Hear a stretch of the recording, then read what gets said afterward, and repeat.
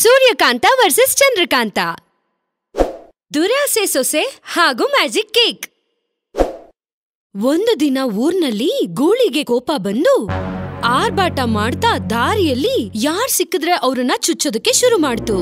ಅದೇ ರೀತಿ ಅದಕ್ಕೆ ಅಡ್ಡ ಬಂದ ವಸ್ತುಗಳನ್ನೆಲ್ಲ ಧ್ವಂಸ ಮಾಡ್ತಾ ಇತ್ತು. ಆ ಗೂಳಿನ ನೋಡಿದ ಜನರು ಭಯದಿಂದ ಓಡ್ತಾ ಇದ್ರು.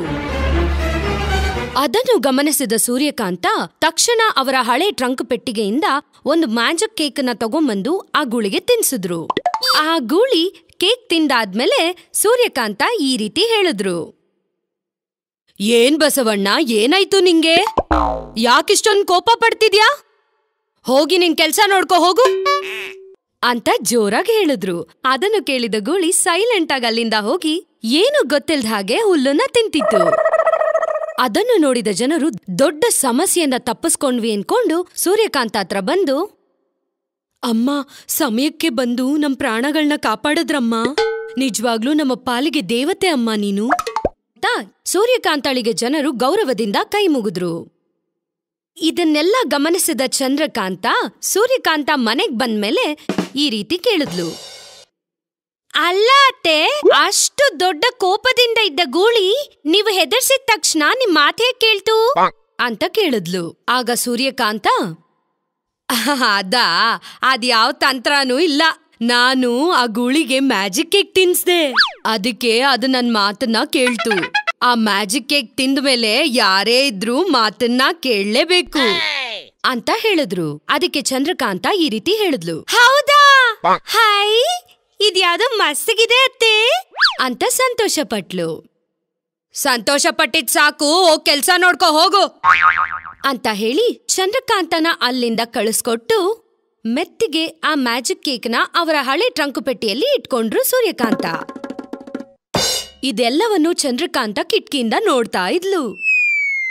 ಏನೋ ಯೋಚನೆ ಮಾಡಿ ತಕ್ಷಣ ಹೋಗಿ ಚಂದ್ರಕಾಂತ ಮೆತ್ತಿಗೆ ಸೂರ್ಯಕಾಂತ ಪೆಟ್ಟಿಗೆಯಿಂದ ಆ ಮ್ಯಾಜಿಕ್ ಕೇಕ್ ನ ತಗೊಂಡು ಅವಳ ರೂಮ್ಗೆ ಓಡೋಗ್ತಾಳೆ. ಆ ಕೇಕನ್ನು ನೋಡಿದ ಚಂದ್ರಕಾಂತ ಮನ್ಸೊಳಗೆ, ಏನು, ನಿಜವಾಗ್ಲೂ ಇದನ್ ತಿನ್ಸಿದ್ರೆ ತಿಂದವರು ನಮ್ ಮಾತನ್ ಕೇಳ್ತಾರಾ? ಹಾ, ಎಲ್ಲಿ ಒಂದ್ಸಲ ಟ್ರೈ ಮಾಡೋಣ ಬಾ. ಯಾರ ಮೇಲ್ ಟ್ರೈ ಮಾಡೋಣ? ಹಾ, ಸುಜಾತ ಹತ್ರಕ್ಕೆ ಹೋಗೋಣ. ಅವಳು ಒಂದ್ ಚಮಚ ಸಕ್ಕರೆ ಕೂಡ ಕೊಡಲ್ಲ. ಇವಾಗ ಈ ಮ್ಯಾಜಿಕ್ ಕೇಕ್ ತಿನ್ಸಿದ್ಮೇಲೆ ಕೊಡ್ತಾಳಲ್ವೋ ನೋಡೋಣ ಅಂತ ಮನ್ಸಲ್ಲಿ ಅನ್ಕೊಂಡು ಸುಜಾತ ಮನೆ ಕಡೆ ಹೋಗ್ತಾಳೆ. ಸುಜಾತ ಮನೆಗೆ ಹೋಗಿ ಮ್ಯಾಜಿಕ್ ಕೇಕ್ ತಿನ್ಸಿ ಈ ರೀತಿ ಹೇಳ್ತಾಳೆ, ಏನೇ ಸುಜಾತ, ನೀನೀಗ ನನ್ಗೆ 2 kg ಸಕ್ಕರೆನ ಕೊಡು. ಚಂದ್ರಕಾಂತ ಕೇಳಿದ ತಕ್ಷಣನೇ ಸುಜಾತ 2 kg ಸಕ್ಕರೆನ ತಗೊಂಬಂದು ಕೊಡ್ತಾಳೆ. ಹೈ, ಇದೇನೋ ಚೆನ್ನಾಗಿದೆಯಲ್ಲ, ಇದೇ ರೀತಿ ಮನೆಗೆ ರೇಷನ್ ಎಲ್ಲ ತಗೊಂಡು ಹೋಗ್ಬೇಕು ಅಂತ ಹೇಳ್ಕೊಂಡು ಈ ರೀತಿ ಹೇಳ್ತಾಳೆ. ನೋಡ್ ಸುಜಾತ, ಮನೆಗ್ ಬೇಕಾಗಿರೋ ರೇಷನ್ ಎಲ್ಲಾನು ಕೊಡು. ಕೂಡಲೇ ಸುಜಾತ ಮನೆಗ್ ಬೇಕಾಗಿರೋ ರೇಷನ್ ಎಲ್ಲ ಕೊಟ್ಬಿಡ್ತಾಳೆ. ಆ ರೀತಿ ಆ ಮ್ಯಾಜಿಕ್ ಕೇಕಿಂದ ಚಂದ್ರಕಾಂತ ಸುಜಾತ ಹತ್ರದಿಂದ ಎಲ್ಲ ರೇಷನ್ ತಗೊಂಡ್ ಹೋಗ್ತಾಳೆ.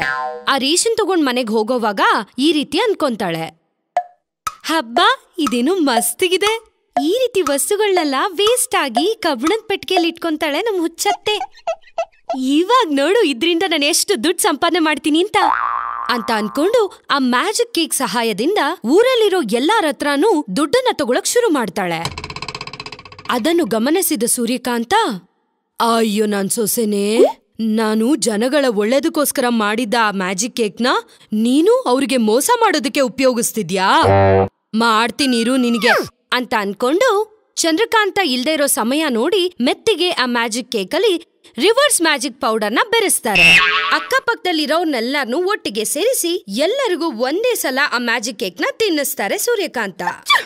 ಆ ವಿಷಯ ಗೊತ್ತಿಲ್ಲದೆ ಚಂದ್ರಕಾಂತ ಎಂದಿನಂತೆ ಅವ್ರ ಹತ್ರ ದುಡ್ಡನ್ನ ಕೇಳ್ತಾಳೆ. ಆದ್ರೆ ಸೂರ್ಯಕಾಂತ ಹಾಕಿದ ರಿವರ್ಸ್ ಮ್ಯಾಜಿಕ್ ಪೌಡರ್ ಪ್ರಭಾವದಿಂದ ಜನ ಚಂದ್ರಕಾಂತನ ಹೊಡೆಯೋದಕ್ಕೆ ಶುರು ಮಾಡ್ತಾರೆ. ಆದ್ರಿಂದ ಚಂದ್ರಕಾಂತ ಕಿರ್ಚ್ಕೊಂಡು ಮನೆಗೆ ಹೊಡೋಗ್ತಾಳೆ. ಅಮ್ಮ, ಹೊಡಿಬೇಡಿ, ಅಯ್ಯೋ, ಯಾಕಿಂಗ್ ಹೊಡಿತಿದ್ದೀರಾ ಅಂತ ಕಿರ್ಚಿದ್ಲು. ಮನೆಗ್ ಬಂದು ಬಚ್ಚಿಟ್ಕೊಂತಾಳೆ. ಅದನ್ನು ನೋಡಿದ ಸೂರ್ಯಕಾಂತ ಏನು ಗೊತ್ತಿಲ್ದಿರೋ ಹಾಗೆ ಅಲ್ಲಿಗ್ ಬಂದು ಕೇಳ್ತಾರೆ, ಏನಾಯ್ತೆ ಹಂಗೆದರ್ತಿದ್ಯಾ? ಆವಾಗ ಚಂದ್ರಕಾಂತ ಭಯದಿಂದ ಸೂರ್ಯಕಾಂತ ಹತ್ರ ನಡೆದಿದ್ದೆಲ್ಲ ಹೇಳ್ತಾಳೆ. ಆವಾಗ ಸೂರ್ಯಕಾಂತ, ಹಾ, ನಂಗೆ ಈ ವಿಷಯ ಮುಂಚೆನೆ ಗೊತ್ತು, ಆದ್ರೆ ನಿನ್ ಬಾಯಿಂದಾನೆ ಹೇಳಿ ಅಂತ ಸುಮ್ನಿದ್ದೆ. ಇವಾಗ ಮರ್ಯಾದೆಯಿಂದ ಹೋಗಿ ಯಾರತ್ರ ಎಲ್ಲ ದುಡ್ಡನ್ ತಗೊಂಡಿದ್ಯೋ ಅವ್ರಿಗೆಲ್ಲ ದುಡ್ಡನ್ ವಾಪಸ್ ಕೊಟ್ಬಿಟ್ ಬಾ, ಹೋಗು. ಇಲ್ಲ ಅಂದ್ರೆ ನಾನ್ ಮಾತ್ರ ನಿನ್ನ ಇನ್ನೊಂದ್ಸಲ ಕಾಪಾಡಲ್ಲ ಅಂತ ಹೆದರ್ಸಿದ್ರು. ಅದ್ರಿಂದ ಏನು ಮಾಡಕ್ಕಾಗ್ದೆ ಚಂದ್ರಕಾಂತ ಯಾರತ್ರ ಅಲ್ಲ ದುಡ್ಡು ಮತ್ತೆ ವಸ್ತುಗಳನ್ನ ತಗೊಂಡಿದ್ಲು ಅವ್ರಿಗೆಲ್ಲ ಹಿಂತಿರುಗಿಸಿದ್ಲು. ಅಮ್ಮ, ಛೇ, ಏನ್ ಮಾಡಿದ್ರು ಸರಿ, ನಮ್ಮತ್ತೆ ಮುದ್ಕಿಗೆ ಎಲ್ಲ ಗೊತ್ತಾಗ್ಬಿಡುತ್ತೆ. ಛೇ, ಇದ್ರಲ್ಲಿ ಒಳ್ಳೆ ವಿಷಯ ಏನಂದ್ರೆ ಇನ್ನು ನಮ್ಮತ್ತೆ ನನ್ಗ ಆ ಕೇಕನ್ನ ತಿನ್ಸಿಲ್ಲ.